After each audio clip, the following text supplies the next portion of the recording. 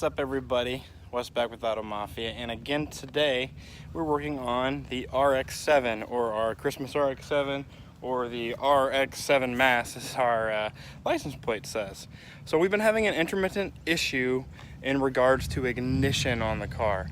Basically what's been happening is when it gets warm, the ignition just cuts out. And it could be several things, but what I'm pretty sure it is I have in this box. So I got it for like 50 bucks, and I'm gonna test it out because I'm pretty sure what it is isn't a coil, but I think it's essentially the coil driver, or the what tells the coil to fire, which is called the igniter, I believe, on these cars. So I believe it's my primary igniter is this guy. Yes, I know these are unplugged just because we're running everything through an MSD box right now and some blaster coils, but I am going to try and swap this over and see if we can get it to work with the one we got in here that supposedly works well.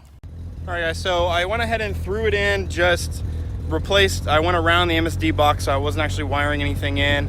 I just have the car warming up for a little bit right now. And I'm gonna go drive it around, and basically, it sounds weird, but I'm gonna try and get it hot.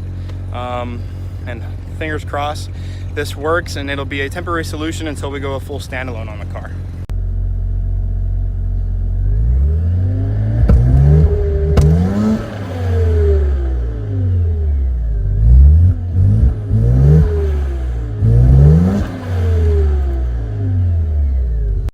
So far it actually seems to be running a little smoother. I'm gonna go drive it around now. We'll test it out. I really hope this works because I really love driving this car. It's just a blast. It's fun. It's turbo. It makes turbo noises. It sounds like a Dorito spinning really, really fast. So, well, unfortunately, the issue hasn't gone away. So I think what we're gonna do next is just go to the full standalone on it, because the wiring on this is very, very janky. And nothing can really be done about it. So we're gonna go ahead and I'll probably order the full standalone for this car, standalone kit for this car, and we will go from there, because we're having the same intermittent issues. Foot flat on the floor, just cutting spark. So it's a really big bummer, to be honest, because I love driving this car and I really wanted to be able to, but yeah, can you hear it?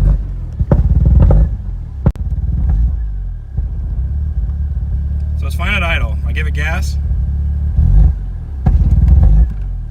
Like the boost jumps. And we just get nothing.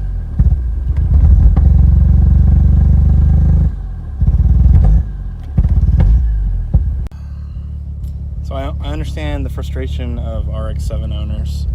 These Rotaries, they sound cool, they can make stupid power, man, they go, but God, it's just so much easier to just swap in an LS and not have to deal with all this bull crap.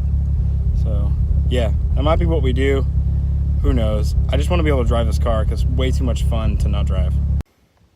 Well, guys, I'm super bummed right now, but I think I will be happier with a V8 in it for sure, just because, I mean, it's an awesome car and everything, but there's just been so many issues with the RX7, with the Rotary.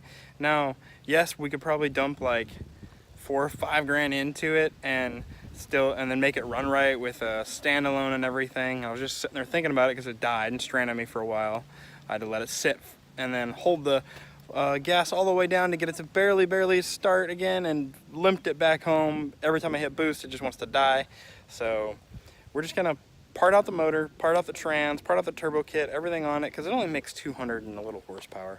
I could buy a 4.8 LS engine for like 150 bucks, a swap kit for like, you know, another like 1,000, and we could mount it all up, put a T56 in this thing, and it would be a freaking blast. So I think that's the way we're gonna go. We're just gonna put a really cheap LS motor in it to start. We might upgrade it later in the future, but for now I think we're just gonna get it running and driving. I'm gonna start parting it out.